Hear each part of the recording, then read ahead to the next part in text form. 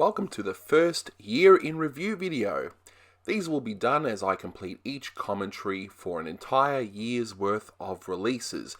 For the first one, since there were only a few cartoons released in 1929 and 1930, I thought I'd include them as well, since they weren't so different to the first bunch of cartoons of 1931.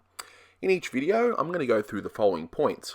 The overview of the year in terms of what's actually happened, my overall thoughts, my favourite cartoon, my least favourite cartoon, which would be interesting, and the funniest and weirdest animated moments, and a conclusion. So without further ado, let's get on to it. 1929 saw a pilot created called Bosko the Talking Kid, which featured a young black boy interacting with an animator named Harman-Ising. This pilot was created with another animator named Hugh Harman. Both Harman and Ising had worked for Walt Disney prior, and Harman in 1927 had created Bosko in order to try and capitalize on the new talking craze at the time.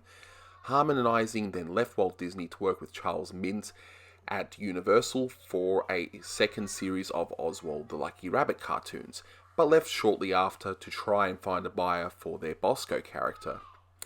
Producer Leon Schlesinger ended up seeing the test and signed on Harman and Ising to produce the cartoons for him, which he would then sell on to Warner Brothers.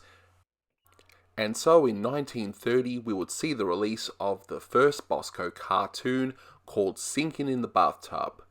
1930 would also see the release of 4 other Bosko cartoons, including Congo Jazz, Hold Anything, Boxcar Blues, and The Booze Hangs High. These cartoons were more or less typical of the cartoons at the time, mainly revolving around singing and dancing to music with no real plot to speak of. They were similar to what Walt Disney was doing with his early Mickey Mouse and Silly Symphony shorts, but with lesser budgets. In 1931, we would see the release of 11 more Bosko cartoons, including Big Man from the North,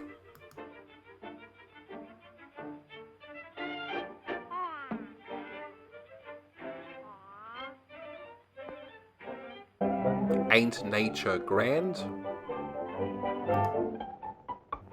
Ups and Downs, Dumb Patrol, Yodeling Yokels, Bosko's Holiday, Tree's Knees, Bosko Shipwrecked, Bosko the Doughboy, Bosko's Soda Fountain, and Bosko's Fox Hunt. Gradually, the Bosko shorts would be less about singing and dancing to music and more about having a story and a plot of some sort. Bosko the Doughboy is one great example of there being a proper story, taking Bosko out of his comfort zone and into the harshness of World War I, or at least the animal version of it.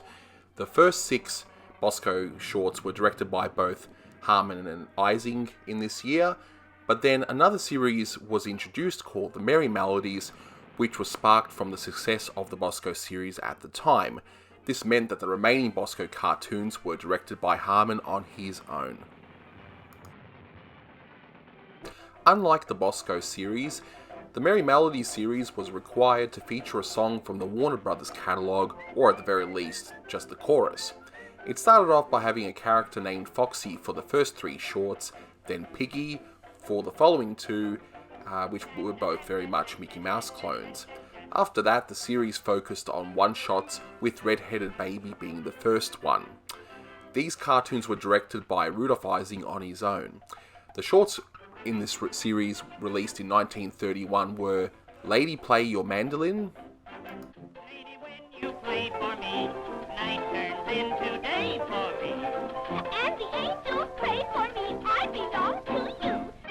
Smile, Danya, smile.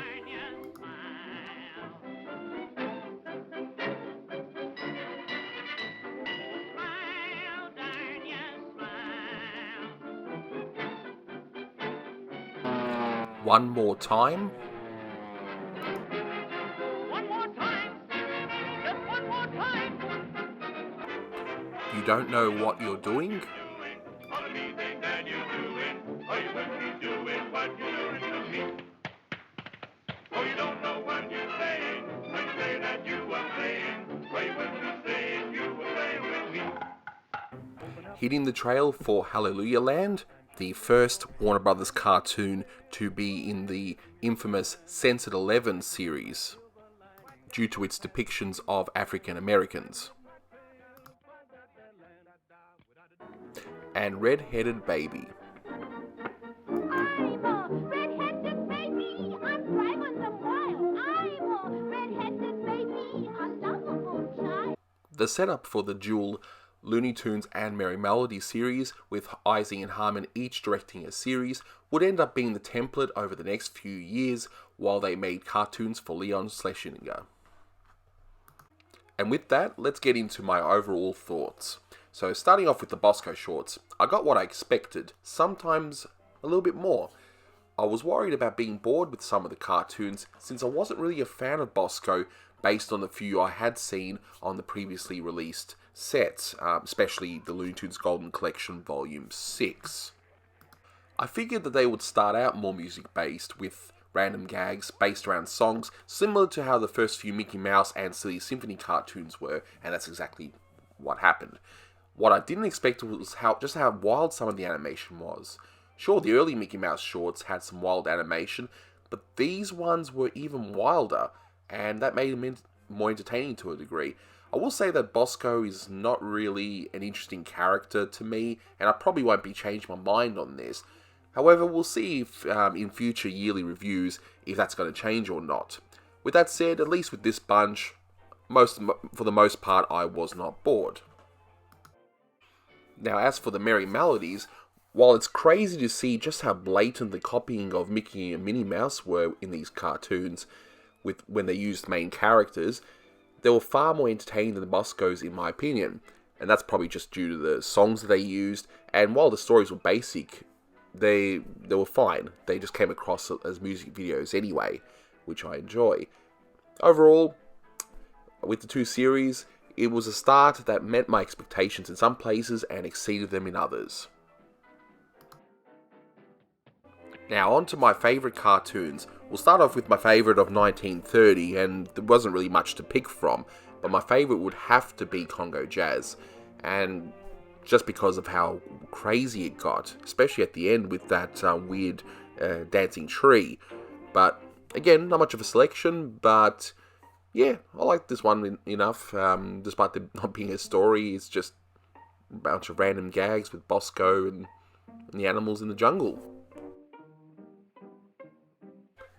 My favourite of 1931, however, would have to be Smile, Danya, Smile. It was actually a tough choice because I enjoyed a few of the other Merrie Melodies, much more so than I did with the Boskos, but this one's just slightly edged out, and maybe it's due to my bias of loving Who Framed Roger Rabbit so much, and the song was more familiar to me, but I enjoyed the cartoon overall. It's quite fun, brings a smile to my face, and yeah, that's why it's my favourite of 1931. I'll also throw in a favourite of 1931 that's a Bosko cartoon, and it should come as no surprise that my favourite was Bosko the Doughboy, and the main reason is that it just was different from the other cartoons. He was put into a pretty dark situation, which was, as mentioned before, World War I with animals, and aside from a small little dancing number, it had a pretty decent story and lots of funny gags, and it was just different. Can't really say anything more than that, but yeah, I figure in future videos, once we start getting all sorts of characters, I might say the best of a particular character for the year, and we'll go from there. As for my least favourite cartoons, I'll pick one from Bosko series and one from the Merrie Melodies series. I won't pick anything from 1930 as there was only 6 of them made, and really they're mostly the same anyway. Nothing really stood out as being awful or just plain ordinary. But for 1931, it was The Tree's Knees, and the reason I picked this one as my least favourite Bosko is that it came out after Bosko had a few cartoons where things were becoming a bit more refined, the stories were getting better, and things were more focused. But this one comes across as a Bosko that was released in 1930. It was like one of the early ones where there was just no story, all the animals and whatnot were just dancing, and that's pretty much it. I can forgive the earlier cartoons for that, but this one was just like a step backwards. It's almost as though this one just sat on the shelf unreleased, and then they just decided to release it. It's not a bad cartoon, but it was definitely disappointing when I was watching these in order. Now, my least favourite Merrie Melodies cartoon should come as no surprise. It's, of course, hitting the trail for Hallelujah Land. Now, part of it, yes, it's because of its racial depictions, even though in this one it's not as bad as some of the later cartoons that fall under the so-called Censored 11 banner. But aside from the song, which I did like, I quite like that kind of music, it just didn't entertain me. And when you got the character they're trying to push named Piggy, but then the focus goes all on Uncle Tom, and I don't know, it just didn't do much for me. It's got some nice animation, and certainly not terrible overall. There are some good bits in it, but yeah, it was definitely my least favourite Merrie Melodies of the year. And now, the moment you've been waiting for. The collection of the funniest and weirdest animated moments from 1929 to 1931. Enjoy!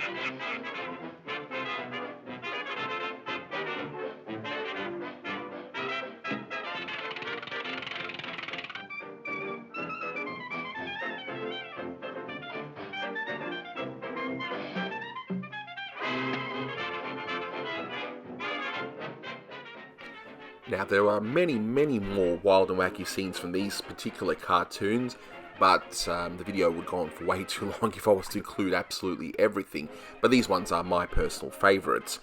Now, in conclusion, while these are a far cry from the later Looney Tunes that we all know and love, there is still something about these earlier shorts that are worth watching. Some shorts are better than others, which is to be expected, but I would recommend people with an interest in animation to give these a look, or at least the best shorts of the period. Currently I'm working on 1932 at the time of this recording, so once I do those commentaries, expect another year in review like this one. If you have any suggestions for future videos, please let me know in the comments below. And until next time, that's all folks.